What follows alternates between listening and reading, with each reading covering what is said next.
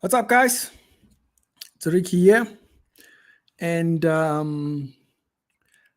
wanted us to talk about the thingy. We are still going to do the discussion that we spoke about last time, which was what happens when we go from being born again and the whole nine choches, the entire journey, basically. So we are still gonna go there, but I thought it's Easter weekend, so today we should have started this yesterday, actually, but today and tomorrow let's do two episodes focusing on the unknown things, like the things that are not just obvious about the trial of Jesus, right? So I thought that would be quite an interesting one. It's not your everyday sermon that you would see in church or so forth. It's kind of a little bit more in depth and stuff like that. Passover weekend, yes, that's what I mean. Yes. So since it's not your everyday thingy, let's go in there and highlight the things that are not basic study. It's not the things that you see, like the first time you read, you might not see them. And you might be a Christian for a very long time and still not see them. Okay? You might be a thingy and you still not notice thingy. So for the first one, I did prepare a little bit on it. And so we got a little bit of material to go through, as you can tell. And so we're going to go through that right now. I'm going to ask Tamara to come in so she can do the reading. So that if you're there, I'm sure I sent her a link and thing. So we can get through some of this material. Then tomorrow, we'll then further that subject all the way to trial and the death. We'll end it roughly about there. Now, one of the first points, okay, to highlight here, one of the first points that I'm going to highlight, which will give you a hint that there was a lot that was going on that we just don't hear about. Okay, it's not your everyday stuff on the pulpit. One of those things happens roughly about, let me see. Okay, let me see. Yes. I want to show you one of them.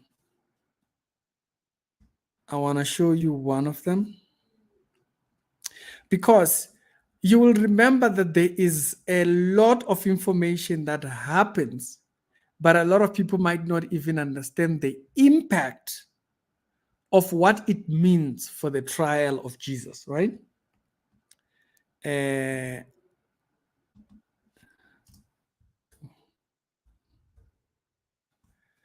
Okay, something happened in the book of Acts. I forgot to actually look for it. I'm actually thinking about it now. I'm actually thinking about it now. Okay, I think I found it. It's in the book of Acts, chapter number 9. Okay? Yeah. It's chapter number 9. Okay, it's in the book of it. I had not thought about it, but I thought let's start somewhere where you can actually see that there's a lot more that's going on. That does not happen when Jesus is being arrested, right? Let's put it up here. Acts chapter number 9, the first highlight. For the things that are not easily seen in the trial of Jesus as it goes. It says, chapter number 9, verse number 1, it says, meanwhile, Saul was still breathing out murderous threats against the disciples of the Lord, and he approached the high priest. Notice here, okay? So remember, the things that might not be easily seen. You might actually read the entire gospel like for 10 years and not see it. In order for him to go and do anything, he needed a letter. And the request letter to the synagogue in Damascus, so that if he found any man or woman belonging to the way, the Christian way, he could bring them as prisoners to Jerusalem. So, what Saul was asking here, or here rather, is a letter of arrest. In our modern day, we call it a warrant of arrest. Yeah, it's not like it's a new thing. You can see Paul needed that letter to justify that he was going to do something that was thinking. So he's not acting by himself. He's acting under the authority of the high priest. Okay. And as Saul drew nigh to Damascus, on his journey, suddenly lightning struck, he gets converted, right? But notice something. When the people that went to arrest Jesus came, they did not present a letter. They did not present a letter of intent. They didn't present a right or a warrant of arrest, as you might put it. And therefore, the trial that you are about to see in there was bogus. So already you have a problem, okay? Even in the modern day, if you want to arrest someone, you need a warrant of arrest. As a matter of fact, if you arrest someone without presenting a warrant of arrest, it can void the arrest. And the case might actually be thrown out. So you will constantly hear police or lawyers saying, let us do things rightly. So that what? The lawyers of that person defending that person won't use any of these things that gets done wrongly against to get the case thrown out. So where in the entire thing do you hear that Jesus, they presented a warrant of arrest? They didn't. Now someone might say, no, but Ricky, the entire subject about a warrant of arrest, it's only a recent thing. It's a new thing. No, it's not new. It was there back then. In the book of Acts, Paul needed it in chapter number 9. Okay? When he had his murderous threats against the disciples of the Lord, he approached the high priest, and which is going to be very important. Tomorrow, hi. Are you good, love? Hi. Awesome stuff. Yeah, you know me, I read slow. So I asked Tammy here to come so she can help in the areas where man them is not. And so this is going to be important once you note, or the first thing to note about the arrest of Jesus that will show you the way they carried the case, it was wrong. So there was wrong even in the way that the entire thing was handled. Okay, from the ground floor. Now remember, the entire thing is all comes to us and our sins being forgiven. So even the very same trial that's supposed to take him there was done wrongly. And so you needed a warrant of arrest, as you can see here, and that was not done. Now, that's point number 1 then, right? I hope you were done with everything. I didn't pull you from Tammy. Yes, I was done. I'm good. Oh, awesome stuff. The first one that we can go to, which will show this particular point, would be Exodus 23. So if you go to Exodus 23, verse number 7 until 8, right here. Tamara, you can read if you can see From there. verse 7. Okay. Yes. Stay away from false accusations. Do not kill the innocent or the just, or I will not acquit the guilty. Do not accept a bribe, For a bribe blinds those who see the twist the words of those of the righteous. Would Okay. oppress a Now foreign note. residence yourself. Okay, Okay, I'll now see that's this good. 8. Sorry. Thank you. Uh, so you will notice something there. First of all, that thing that I was stating there, it's also within God or how God does things. It says, um, do not kill the innocent or the just, for I will not acquit the guilty. So he will do it his way, the same way we should do things the right way.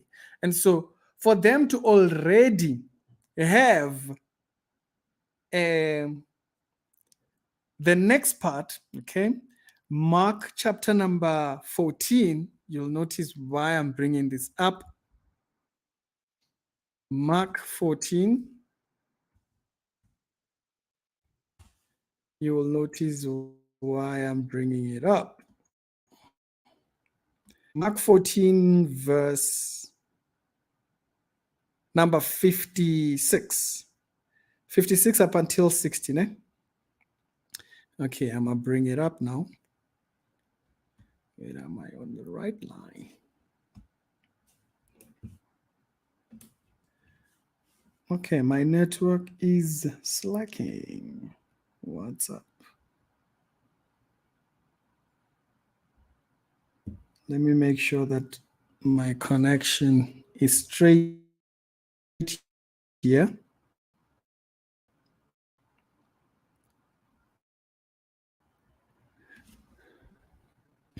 Just a sec.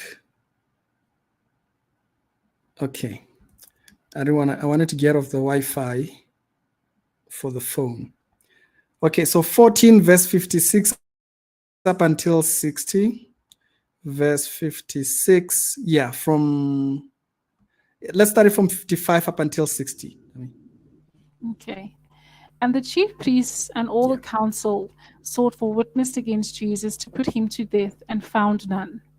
For many bare false witness against him, but their witness agreed not together.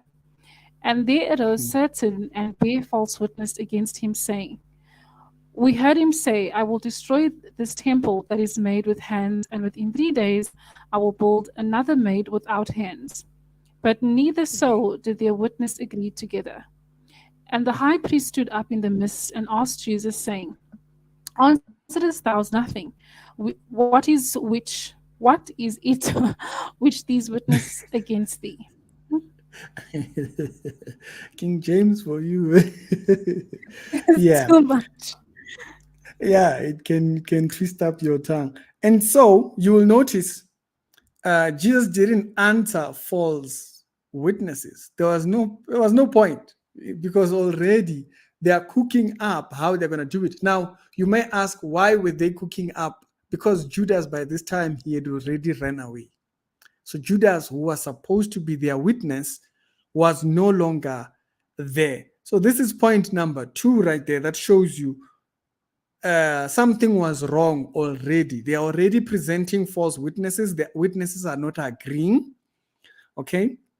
And then they started having people who were now presenting their own witnesses with the whole idea of destroy this temple that is made of hands, and I will build one without hands. If you go back to what Jesus says about that statement, that's not how he says it. So already they are putting up statement, and the high priest uses that in order for him to find a wrong in Jesus. But the funny part out of it is this here. Okay. The funny part here is that at 55, verse 55 says, and the chief priest and all of the council sought witnesses against Jesus to put him to death. So already they had already put up the punishment they had already put up the thingy for the punishment, or the goal of the entire court proceeding that they were doing. And remember, this was not one that was done by the state. This was one that was being done in the temple. or by those that were within the temple. And if you went back, as a matter of fact, in the, let me see, if you went back into Luke there, I'll come back to this point, which will be point number 3. If you go back to Luke 22, there is something about that I want us to note. I want you to see how cooked this entire thing was. 22 verse 51 up until 52.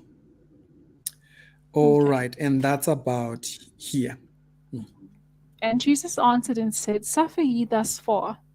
And he touched his ear and healed him.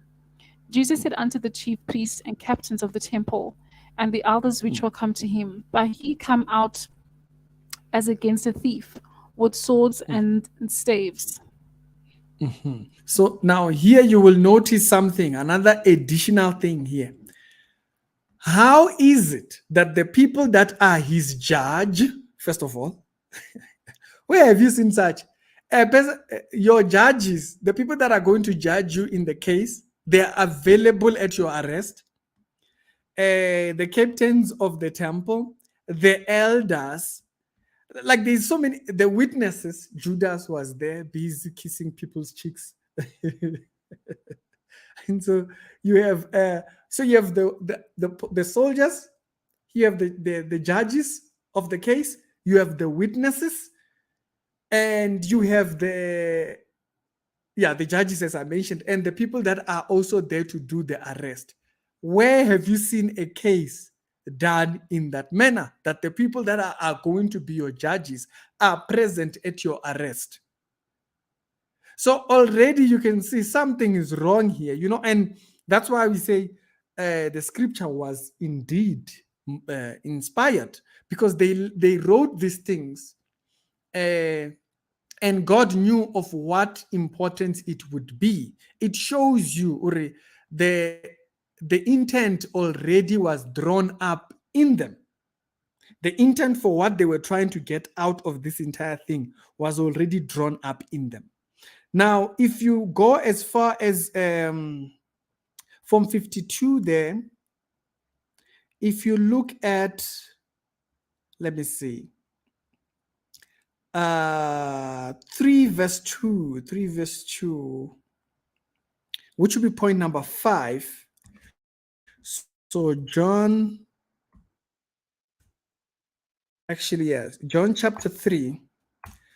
It will be another point that I want us to note here. Now, please read verse 1 and 2. Tammy? Okay. There was a man of the Pharisees named Nicodemus, a ruler of the Jews. The same came to Jesus by night and said unto him, Rabbi, we know that thou art a teacher, come from God, for no man can do these miracles that thou doest, except God be with him. Okay. Now notice there is something there that we might not consider as vital or important. But if I am going to a court case, I am carrying this to the court case. This part right here, what does it say? Please read it again. We know that thou art a teacher, come from God, for no man can do these miracles that thou doest, except God be with him. So we know.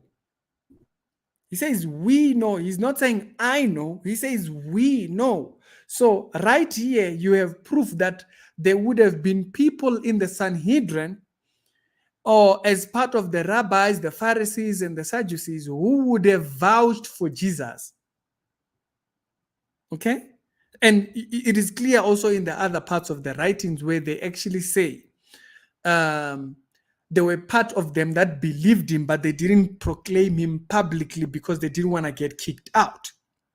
So that part there tells you that when Nicodemus went, he had talked to certain people in the temple who would have agreed Now, why is this important? Remember, when you read back here, it says that the chief priest and the council sought to witnesses against Jesus so that they can put him to death. One of the requirements of a final judgment or a final verdict that the priest would do, it was important to see variety in it. They had unanimous decision against Jesus. But then where are these people? Where are these people that Nicodemus is talking about who would have sought and who would have believed that Jesus was in the right? As a matter of fact, because of this point, when you watch what's the name of that movie? What's the name of the famous Christian movie, babes? I have no idea. Passion of the Christ. When you read when you watch Passion of the Christ, there is actually a part where Mel Gibson displays some of the Pharisees leaving and they were being pushed out and stuff like that. It's because of this idea that I'm pointing out right now, is that how is it that they all came to unanimous decision? All of them, they just all agreed. So already right there, you would have had a problem because first of all, when Nicodemus comes up here, he says, we know that you are a preacher that is sent from God. So where are those people that would have believed that? So already when you have something like that, they would have dismissed it. The case would have been dismissed on the basis of that alone. How is it that there is not even one person that agrees? That because that sends red flags about a conspiracy and stuff like that. And as a matter of fact, speaking of a conspiracy, if you go to the Mishnah, right? I have one part of the Mishnah. So this is Jewish writing. You can find it on Safaria. Okay, the beginning parts. Ooh, I hope I've not messed it up.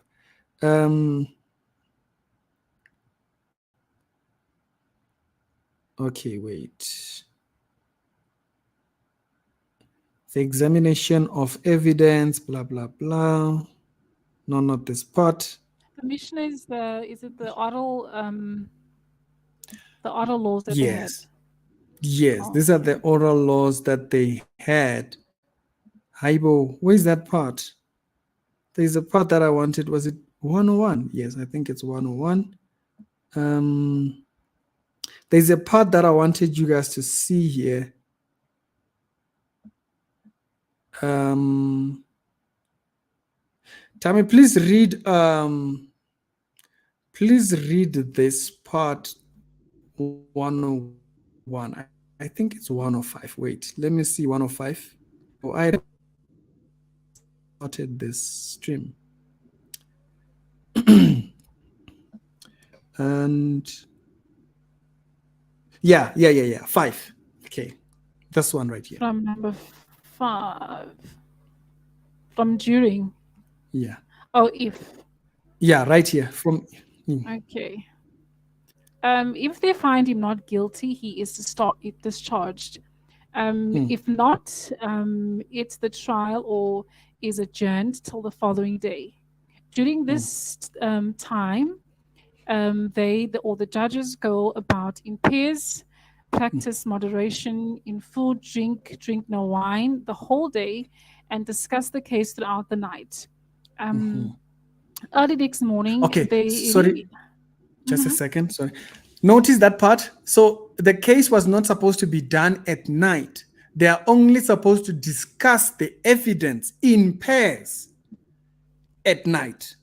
They are not supposed to be doing the proceeding at night. But Jesus was arrested at night, as we know. Okay, you can continue there.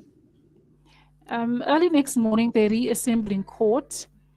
He who is in favor of acquittal states, I declare him innocent and I stand by my opinion, while he who is in favor of condemnation says, I declare him guilty and stand by my opinion.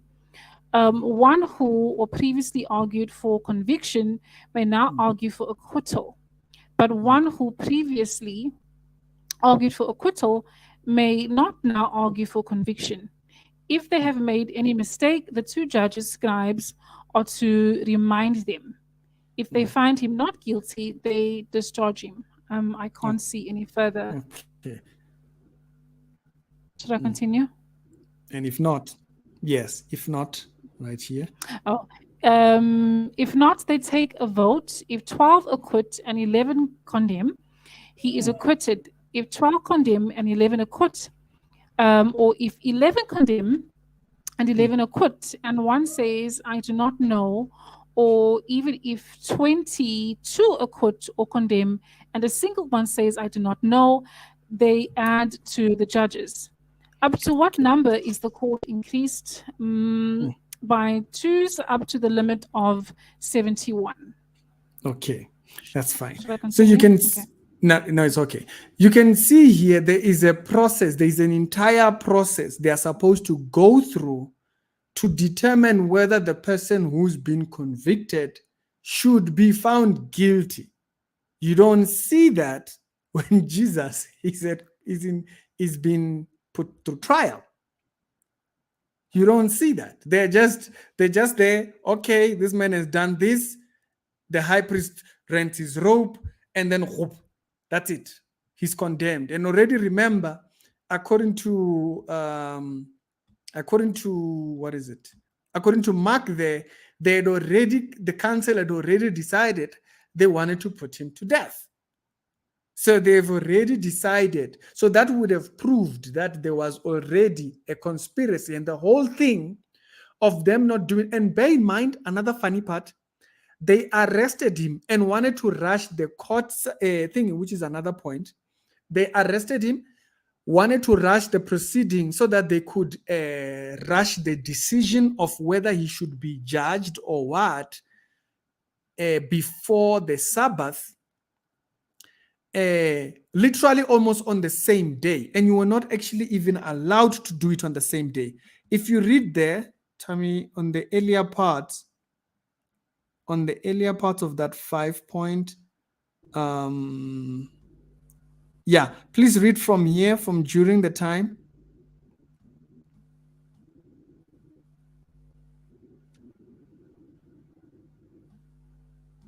Okay. Yeah. Let me just make my screen bigger because you made it a bit smaller. Okay. During this time, the judges go about in pairs, practice moderation in food, drink no wine the whole day, and discuss the case throughout the night. Early next morning, they reassemble in court. Oh my goodness. Sorry. Oh, you scroll down. Sorry. Yeah, they reassemble. Okay, so early next morning they reassemble in court. He who is in favor of acquittal states, I declare him innocent and I stand by my opinion, while he who is in favor of condemnation says, I declare him guilty and stand by my opinion. Okay. One who previously argued for conviction. Okay. That's cool. Thanks. The thing that I wanted to note there, I keep clicking it and it keeps opening other things. The thing that I wanted to note there is that after they've discussed everything, the night is for the discussion of the evidence that has been presented. And then the next day, they make the decision independently. So they go discuss it in pairs, but come and make their votes independently. And now, in Jesus' whole thing, the high priest rent his clothes and says, this man is guilty. And then they start spitting on him.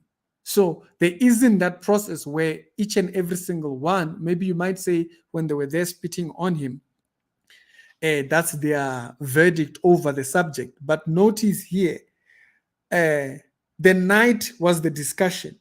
In the early morning, that's when you come back together. They did that all. They did everything. The discussion of the case, they didn't dismiss things. There was nobody that opposed.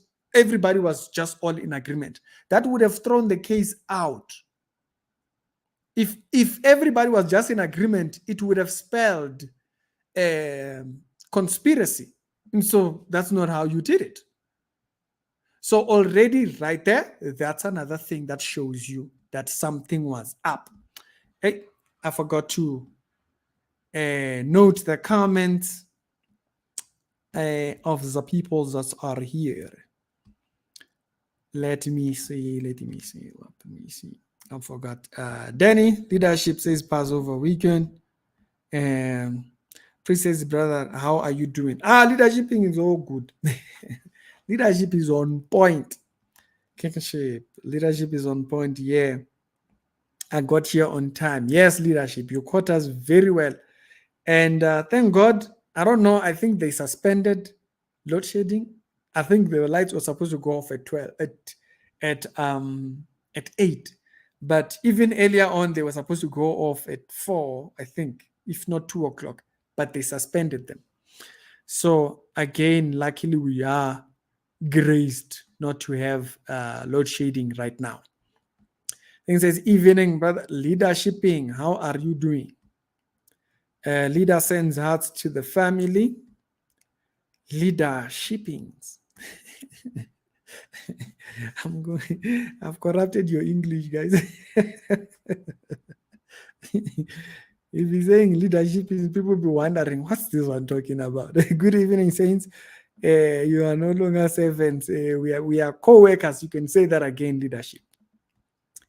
Iring dumelang bazalwani face to hard face. Danko leadership. We are here in full gear.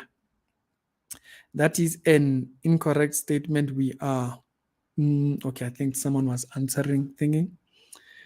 Watching from Namibia leadership. As Pumla says, Khotoba na besu. Children of the same family. Children and brethren of the same family. Jesus is God. Hallelujah. Danko leadership. And family, I just joined. Danko, we are thankful you found us online, leadership. We are great. We are grateful you found us online. So, going back to those points again, okay? If there is unanimous decision, that would have spelled a conspiracy. And if it spelled a conspiracy, the case would have been thrown out. But to show that here there was something that was being cooked, everybody's just in agreement. Another thing, they were not supposed to carry on. Once the sun set, they were not supposed to carry on with the case. They were supposed to adjourn, everybody goes, discuss it, and come back the next day. But they did it the same night. So already, that's another part of that entire proceeding that was wrong. So another point that I want to highlight here, Luke 22, verse 52, that's a very key verse. How is it that you have the chief priest people there? Where is that verse? And let me put it up like this. And right here, you have the chief priest, you have the captain of the temple, you have the elders. How is that even possible? How do you have the people that are going to judge you in the case present at your arrest? That doesn't make any sense whatsoever. Already that would have spelled conspiracy. On top of them arresting him at night, which you were not supposed to do, you're only supposed to do those type of things dealing in the day. Remember, even Jesus says, it is during the day that we work. Night comes when no man works. You'll remember that verse. So that is also another highlight right there, that this case would have been thrown out. Another point, which is a dead giveaway. I don't know. Pilate could have used this, but Pilate was also running away from his own things as well. You'll remember that when they are charging him at that point right there, when the high priest rent his clothes, I'm trying to remember what verse that is. Yeah, but if you remember that part where the high priest rents his clothes, you'll remember that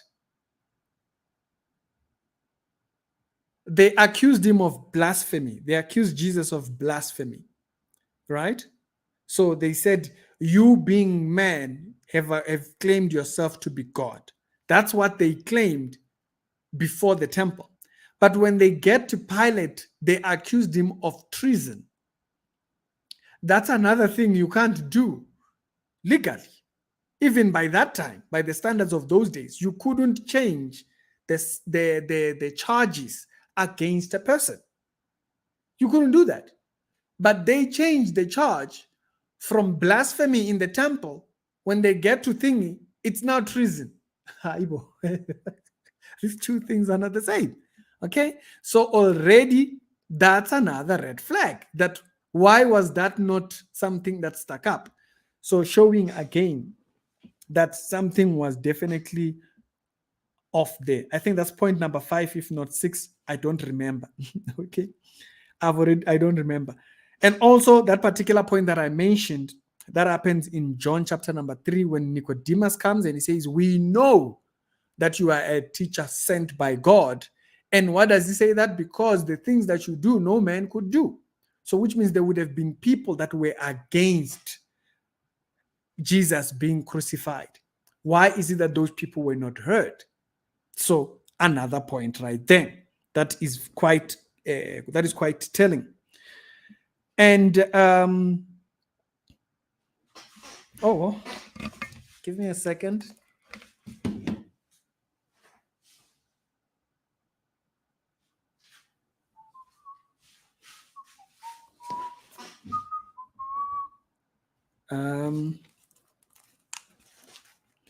Let me see what's up with this thing.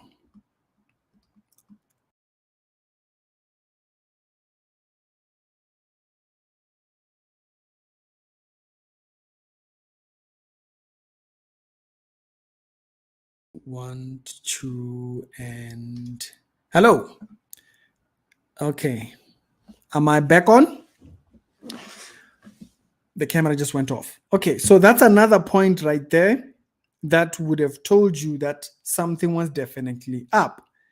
And the point of the court concluding on the same day, that was not sound. That would have showed that there was something definitely wrong, even in the way that the day the presentation of evidence is presented was not the same day that you decided on your position on that particular evidence that was presented. You needed the next day to go and discuss it. Then the next day you present where you stand, particularly about the judgment. That was not done. And then another point before I go to the next one, where we'll show other verses that completely went the opposite direction. The point about them not having a warrant of arrest. They didn't present a warrant of arrest. They just got there with an accusation. They got there with a witness. Like, where have you ever heard that? They went there with a witness to arrest Jesus. Doesn't make sense. And if a person says that was public, a warrant of arrest is a thing of modern age, we showed that in the book of Acts, Paul needed a letter to go and arrest the Christians. They too would have needed the same letter. But they don't show any presentation of a letter or of arrest by that period because this case was a bogus case. Okay? This case was a bogus case. Another thing here that I found that you'd find quite interesting is, let me see if I can put it up here. Let me see if I can put it up here.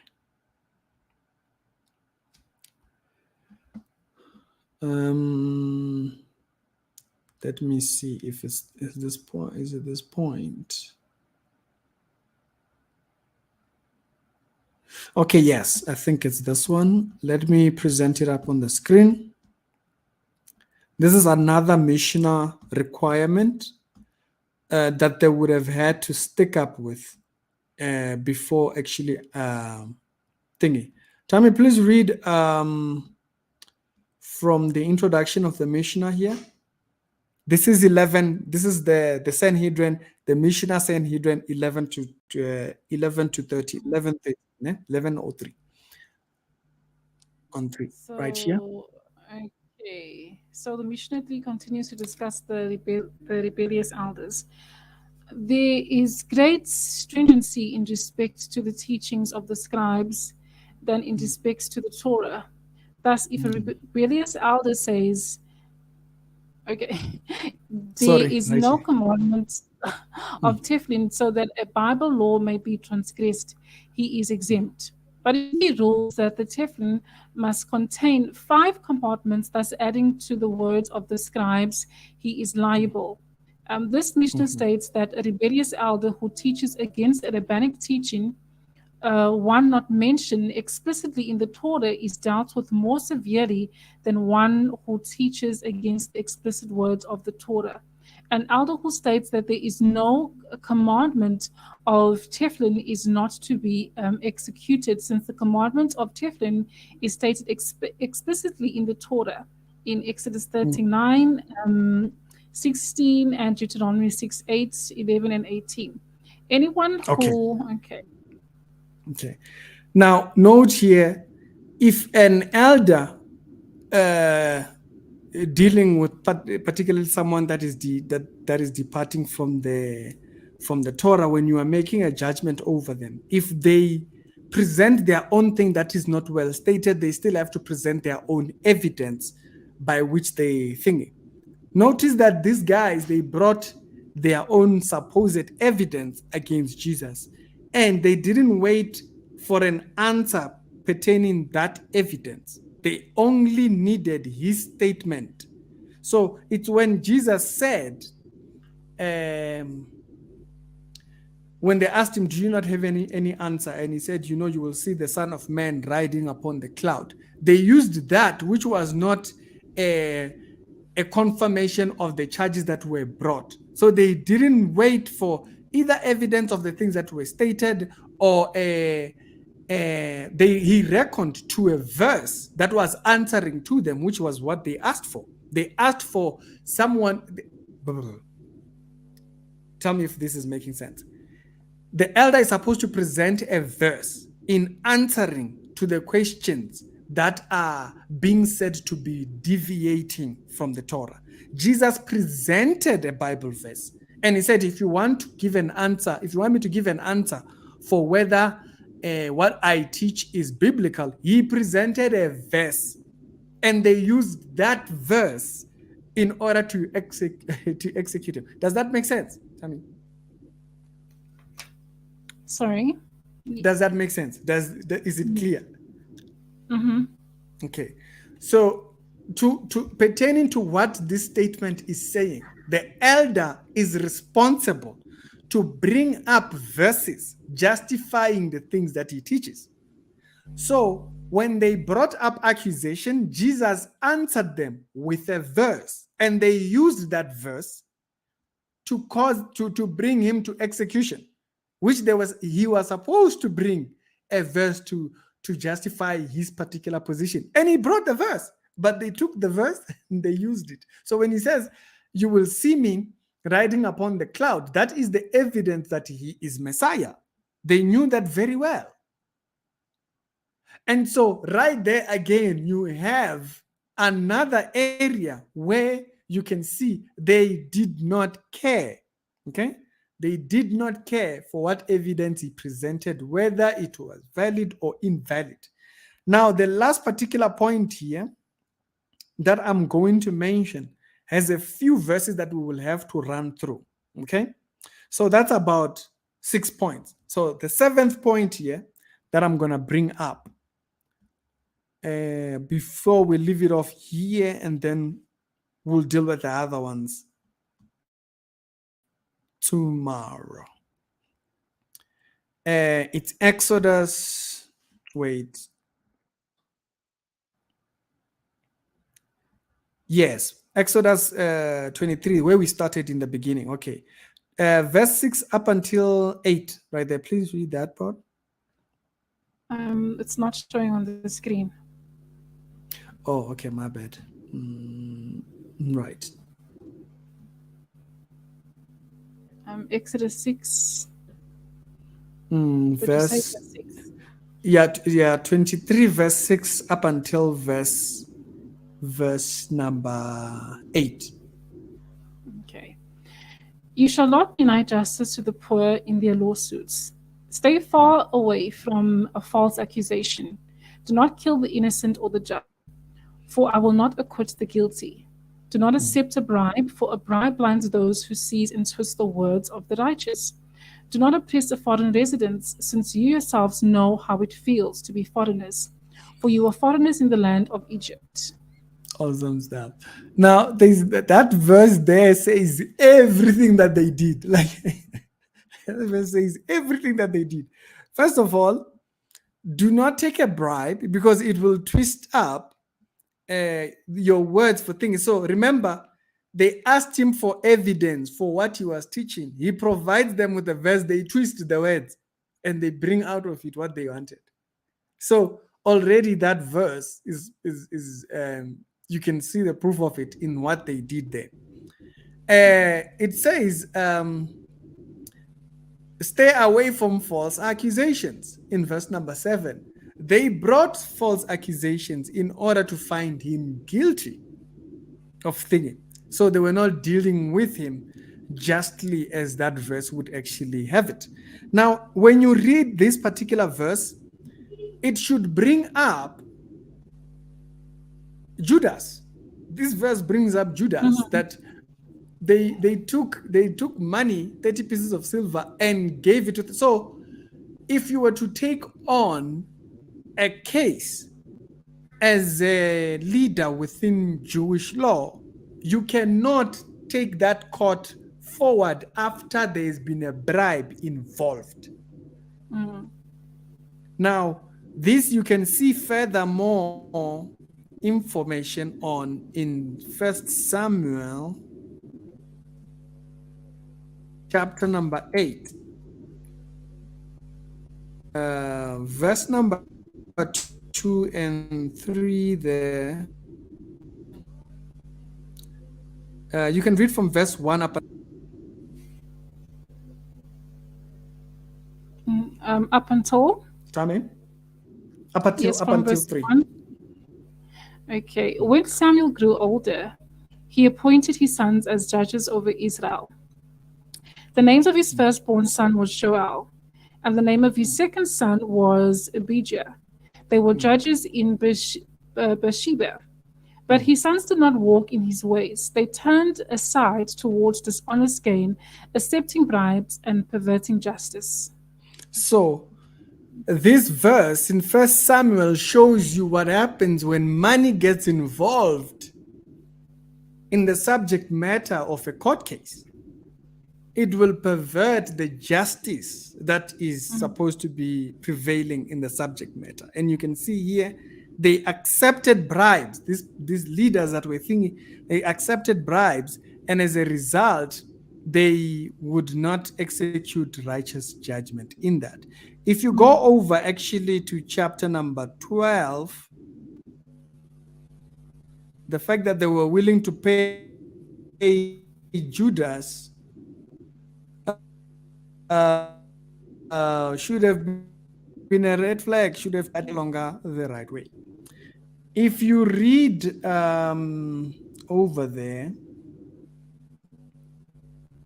if you read verse number 3 up until verse 5, this is 1 Samuel chapter 12. Okay.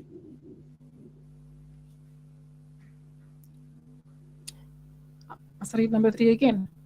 Yeah, 3. Yeah, this is chapter 12. This is not the same. Oh, okay. Okay. Yeah. Yeah, and bear witness against me before the Lord and before his anointed. Whose ox or donkey have I taken? Whom have I cheated or oppressed? From whose hand have I accepted a bribe and closed my eye? Tell me, I will restore it to you. You have not wronged us or oppressed us. Should I continue? Yes, up until 5. They replied, nor have you taken anything from the hand of man. Samuel said to them, the Lord is a witness against you, and his anointed is a witness today, that you have not found anything in my hand. He is a witness, they replied. Thank you. And so you can see right there, even the people will hold the same testimony with the person who is innocent in the particular matter. So the people could vow that no, Mandem had never done wrong within thinking. By the way, this is right before uh, they started wanting a king. Anker. If you actually read all the way down to, was it this chapter? Yeah, I think it's this chapter. Oh, it's in chapter. Yeah, they wanted a judge. I think it's in chapter number 8. Yes, right before they said, we want us, give us a king, so that what, and God says, no, it's not you that they've rejected, it is me. And so, note here, the whole idea of being a leader before these people was the premises of not taking sides on the basis of bribes. The Pharisees had already broken that part when it comes to how to conduct yourself within thingy. You're not supposed to take a bribe, and if there is a bribe, the case cannot continue going forward. If you go to Psalm 26,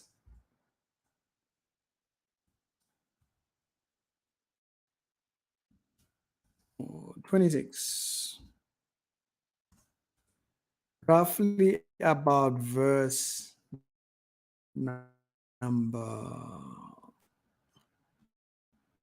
26.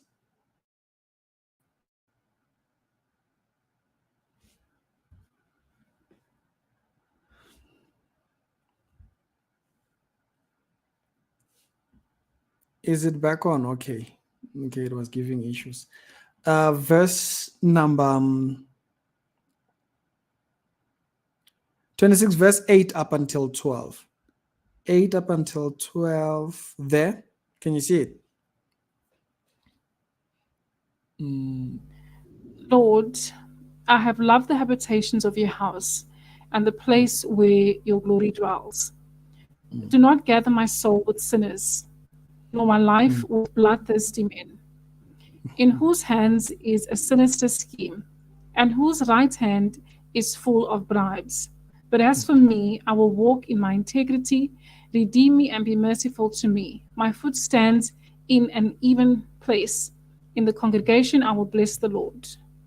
So there you go. Those that have bloodthirsty men like the Pharisees, they have sinister schemes. So they scheme in order they plot this entire thing in order, because they have taken out bribes. So they would want to see their way through it. So don't put me in the company of those people, because it will fail my judgment. My judgment will become twisted. And if you go to the Proverb 15, on this part of this integrity subject, 15 verse 27 up until 31. 27 up until 31. Okay. Right there. He that is greedy of gain troubleth his own house, but he that hateth gifts shall live. The heart of the righteous studieth to answer, but the mouth of the wicked poureth out evil things. The Lord is far from the wicked, but he heareth the prayer of the righteous. The light of the eyes rejoice the heart, and a good report maketh the bones fat. The ear that heareth the reproof of life abide among the wise. Did you say 32 as well? No, that's the part that I was more interested in. That part there, the ear of the ear that heareth reproof of life abideth amongst the wise. And so remember, Jesus has constantly rebuked them in the era in how they handled matters. When he went to the temple and he was cleaning them up and stuff like that, it was him reproving their acts within how they sought they thought to deal with people in the house of God. And so they had perverted themselves in those things. The most interesting, which would be almost the last one, I think we have 2 more verses to go, and then will be, this one was was absolutely my favorite. Isaiah chapter number 1, verse 21 up until 26. Listen to how descriptive it is of this particular behavior that they engage in. 21 up until 26 from right here. From verse 21 to Yes. 26, eh? Mm, How is the faithful city become an harlot? It was full of mm, judgment, righteousness lodged in it, but now murderers. The silver is become dross, the wine mixed with water. The princes are rebellious, and companions of thieves. mm, Everyone loveth gifts and followeth after rewards. They judge mm, not the fatherless, neither doth the cause of the widow come unto them. Therefore saith the Lord of hosts, the mighty one of Israel, Ah, I will ease me of mine adversaries and avenge me of mine enemies. And I will turn mm, my hand upon thee and purely purge away thy dross and take away all thy tin. And I will mm. restore thy judges as at the first, and thy counselors as the beginning afterward. Thou shalt be called the city of righteousness, the faithful city. Okay. So there is that blasphemy. So when we see the blasphemy in chapter number 12 and 13 of the book of Matthew, that's it right there. Is that their judgment is so fouled, they see Jesus as a servant of Beelzebub. They cannot see a pure man in judgment or in God's judgment. So so you can see that part that it was saying earlier on, that when one gets a bribe, it fouls up their judgment. So you can see it in those words right there. There is one here in 5, before we read the last one. In 5, before we read the last one, then we'll wrap it up. Verse 23 and 24 there. Okay. Which justify the wicked for reward, and take away the Mm, righteousness of the righteous from him. Therefore, as the fire devoureth the stubble, and the flame consumeth the chaff, so their root shall be as rottenness, and their blossoms mm. shall go up as dust, because they have cast away the law of the Lord of hosts, and despise the word of the Holy One of Israel. So, and remember, before this, there was the 7th day when Jesus was going to and fro between him and them, and they dismissed him. So they've despised uh, the word, they have turned it into what is a stumbling block, and they have declared it so. So now they now comes this judgment that he now speaks over them, and that judgment, we see it in the judgment of 70 AD and stuff like that. He destroys their religion completely. And at the state of this judgment, if you go the last verse here, 33, 33, 14 and 15. Okay. The sinners in Zion are afraid. Fearlessness hath surprised the hypocrites. Who among us shall dwell with the devouring fire? Who among us shall dwell with the everlasting burnings? He that walketh righteously and speaketh uprightly, he that despiseth the gain of oppression, that shaketh his hands for holding of bribes, that stoppeth his ears from hearing of the blood, and shutteth his eyes from seeing evil. So right there, they were seeing pure wickedness, because the entire setup of the case is something they've never seen before. But they continued on going. So they are seeing hypocritical work out of the Pharisees for putting up these laws and these rules and whatnot, and they go completely contrary to it. And they stay there. Why? Because they have shut their eyes to evil. They have become one with the acts that are taking place. So this verse, as a matter of fact, if you are reading this here, and you go back to that Matthew verse that we spoke of, um, that Matthew 12 that we quoted, 14 there. Numbers 14. Mm-hmm. 14 and So what 15. was okay? Then the Pharisees went out and held a council against him, how they might destroy him. But when Jesus knew it, he withdrew himself from thence, and great multitudes followed him, and he healed them all. Include the verse 16 and 17. And charged them that they should not make him known, that it might be fulfilled which was spoken by Isaiah the prophet, saying, Behold my servant whom I have chosen, my beloved in whom my soul is well pleased. I will put my spirit upon him, and he shall show judgment to the Gentiles. So this judgment comes forward to the Gentiles because those of the house are rejecting it.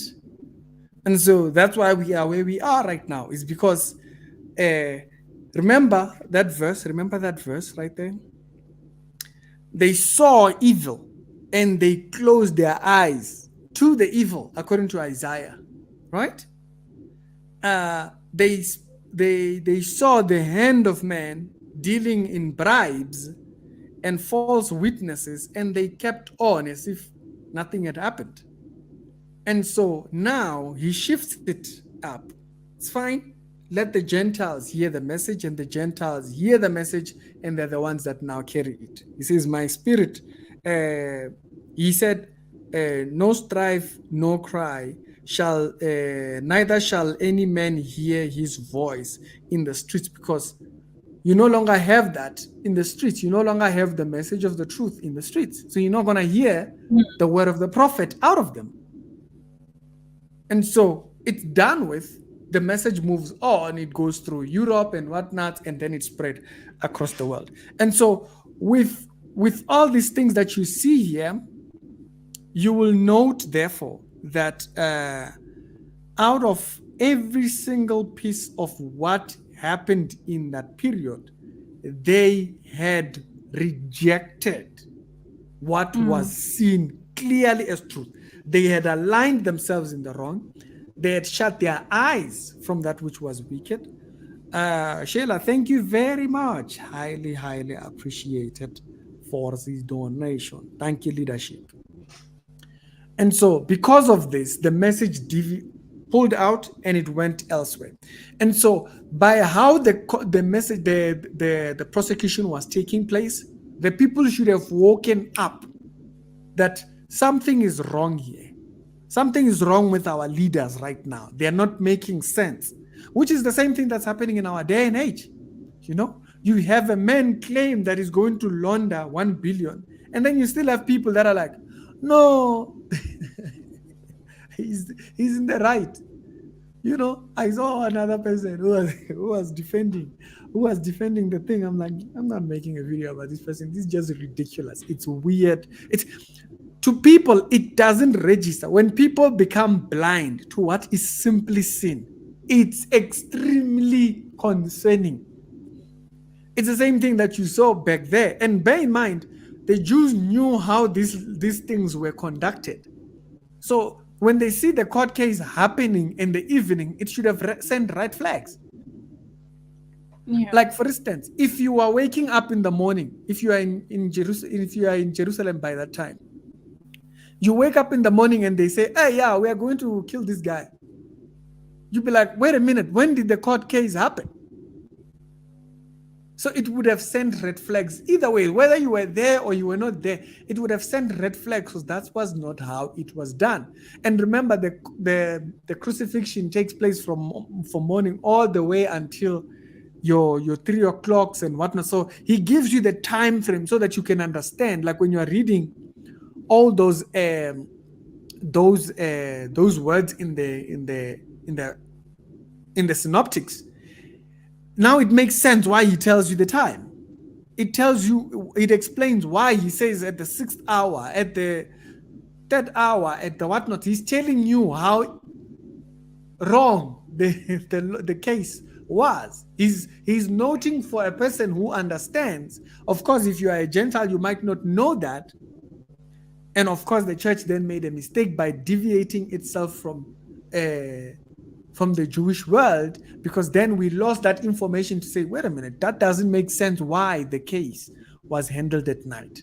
And so tomorrow then we will go into the other parts, like from the Pilate, the way Pilate handled his thingy, the washing of the hands, the whatnots, the high priest role, and get it done from there. All right. Tammy, thank you very much. If you're gonna stay, thank you very much. Mia, you know me, I read in English. So you're saying that they broke the laws according to the Mishnah, Yes. that they were not supposed to try him. Oh, yes. okay. So from the onset, that's why, if you guys remember that thing, there was a guy who tried to use a court case some years ago. Let me see if I can spot it. You can watch the video when we're done. I'm just remembering it now. I would have got it before if I had thought of it. There was a guy that took the Israeli government.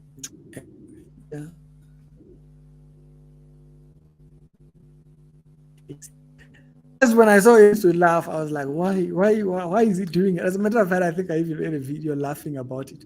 But after a long study, whatnot, then I understood what he was trying to do. He was trying to convict the Jews with how they handled their own laws, particularly about that subject. It's Israel. Yeah, it's very interesting. Because even Judas not dead by the time they had brought Jesus to Pilate? He had killed himself. So even their witness was dead. Yes. So that's why they cooked up false witnesses. It's because they didn't have Judas, because Judas was supposed to be their anchor of, but he refused. He said, I will not stand in trial against an innocent man. So they no longer had and even Herod, wasn't it Herod that even, because he sent Jesus back to Herod because he was a Galilean. And even Herod saw that he didn't pose any threats, and he sent him back. Yeah. And remember, he sent them back because the charges that they were claiming and the statements that they were accusing him of didn't make sense. They are accusing him of treason, but when they come to him, they are questioning him about him being king and stuff like that. That no, he's not our king. He's not what. So the question is, wait a minute. He's claiming to be your king. He's not claiming to be a king over Rome. Yeah. And so I'm representing Rome. And so there is the video. End Time reposted the video. I'm not finding it right now. It's a very old video. If you go on, you might actually find the original one. I'm not sure whether, but End Time did post it. You can see the video right on top. So this man was suing the Israeli government, but remember, it was a plot. It was for him. He was doing it for evangelism. At first, people were laughing at him. They thought he was being funny, but it's evangelism, because once you can get them to acknowledge that they handled the case wrong, then it opens the subject to what exactly happened. Even I laughed at it, guys. It was too good of a thing not to laugh at. Like, how? What's he trying to gain by suing Israel about the killing of Jesus? So what he's trying to do, like if you think about it, the events in Panyani story that we were talking about, it's the same thing. It's like the subject matter is Evans takes responsibility for it, But his own mother-in-law says it wasn't him. He tells them how it happened, and he acknowledges that he killed the snake. And so it's basically getting off on a technicality. It's basically a technicality, basically, that that they are thinking. So if you haven't seen the video, you can actually go look for it at thinking.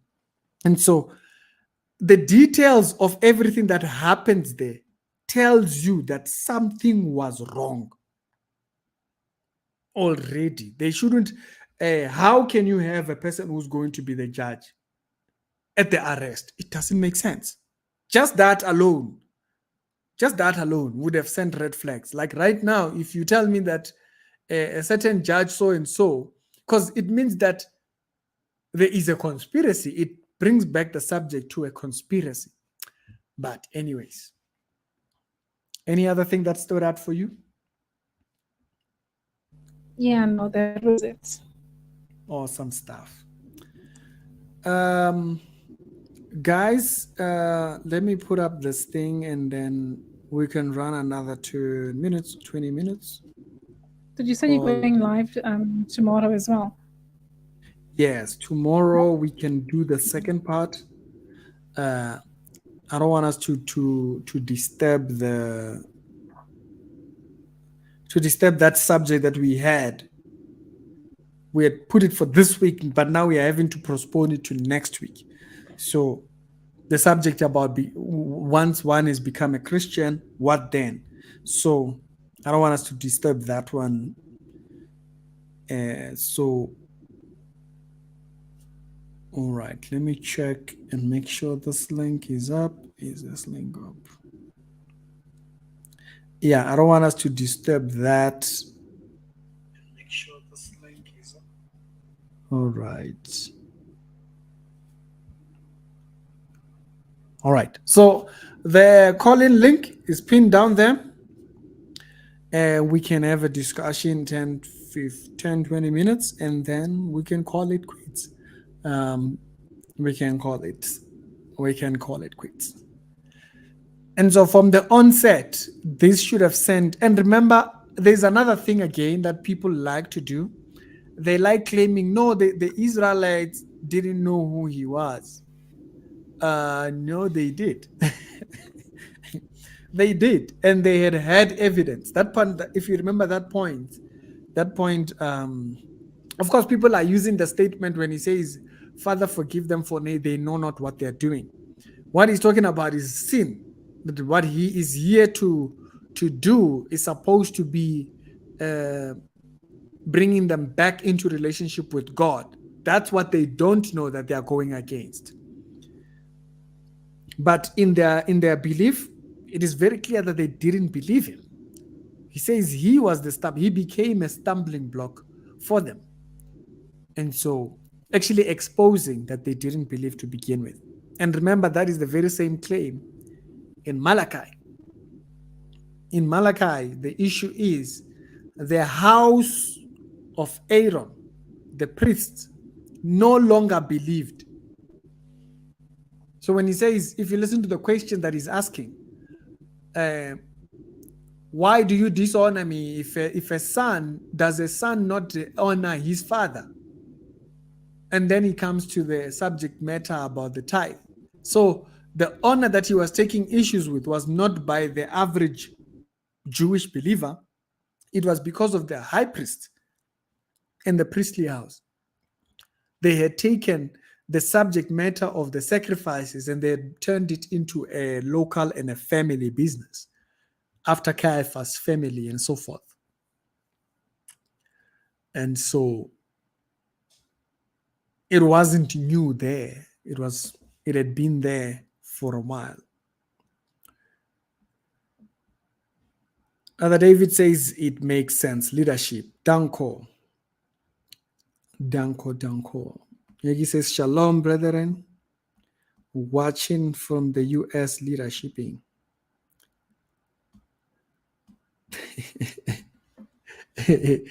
Emila says Ricky is in love.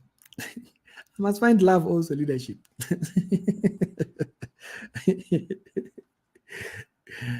Leadership. Is it not a great thing if I find? I'm bringing her here so you will, so that when we get married, you know already. It's not a surprise. It's not like ta-da.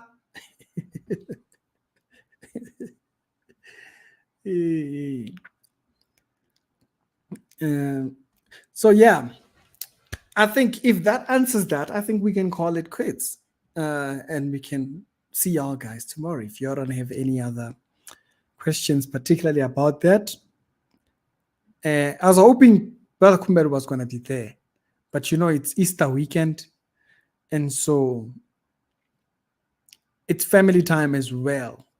I had kind of like had to ditch the home and thingy because I thought, hey, we've been putting it off. We had announced this, I think, some time ago when Brother Kumbero mentioned, he brought this up. I think it was like last year. Was it last year?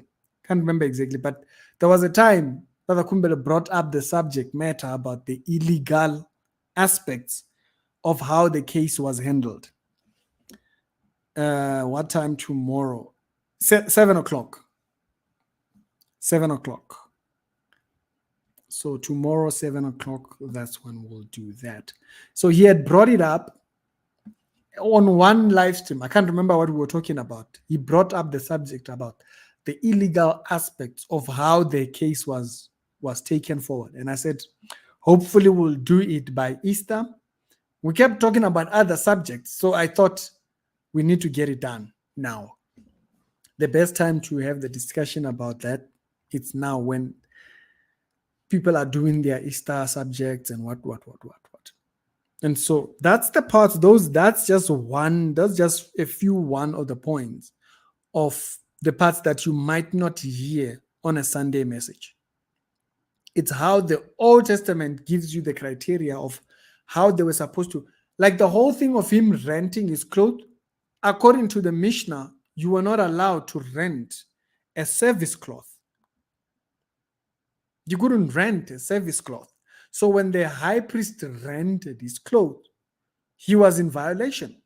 And according to that second quotation at Sanhedrin 11:3, he should have presented evidence of why he was in the right for doing that. But he didn't. He just rented his clothes and it was okay. But that was another one. So tomorrow, yes, I see people asking about the time. Tomorrow, 7 o'clock, same time. So tomorrow, 7 o'clock, we'll do the other part of it. And so the most important was for us to start with it. If there's one part that I would say is a highlight, guys, for one thing that you should not forget, like maybe if somebody was to come to you and ask you about this particular subject matter and asked you about the whole thing, the situation with Paul and the Damascus situation should have told you that case was handled wrong. It was on their agenda. They had an agenda. But also of course, we know the spiritual side of it, that they were there to fulfill. Remember, suffer it not, but for all righteousness to be fulfilled. They were fulfilling. It is by sin, it was by the hand of man that sin entered into the world. And therefore, it was the evilness of the hand of man now that was going to take part. It was the wickedness of man's heart that was going to place a judgment. Remember, he says, which verse is that? I forgot it. I had forgotten it. It says, the zeal of my father. I must find that verse.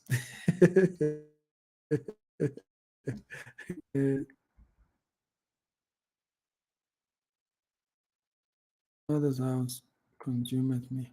I must find that verse. Yeah, it's in Psalms. Okay, I found it. I couldn't remember it for a second there. Psalm 90, Psalm 86. What am I talking? Psalm 69. Okay, verse number 8 to 10. Tell me, please read that. verse number 8. Yes, 8 till 10, right? Yeah. Oh, okay, on the other side. Okay. I have become a stranger to Yeah. my brothers and a foreigner to my mother's son, because zeal for your house has consumed me, and the insults of those who insult you have fallen on me.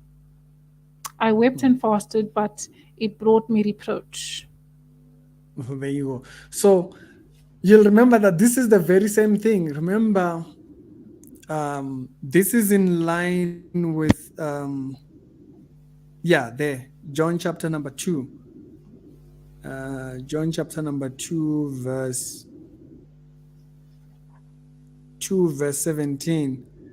Verse 16. So remember, he went into the temple.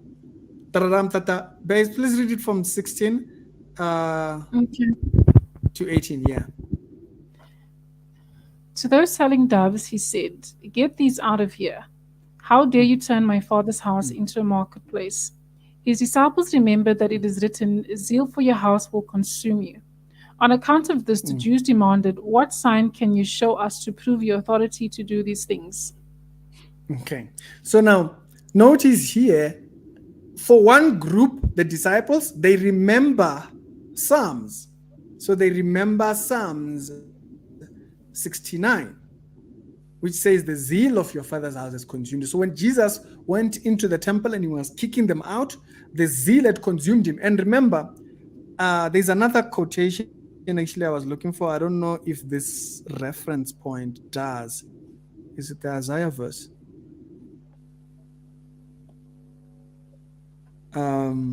Oh man, I wish I could remember it.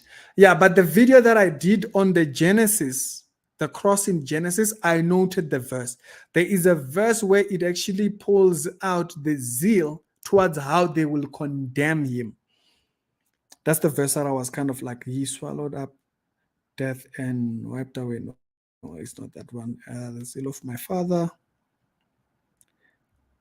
and me and my foes forgot. Not that one. Not that one.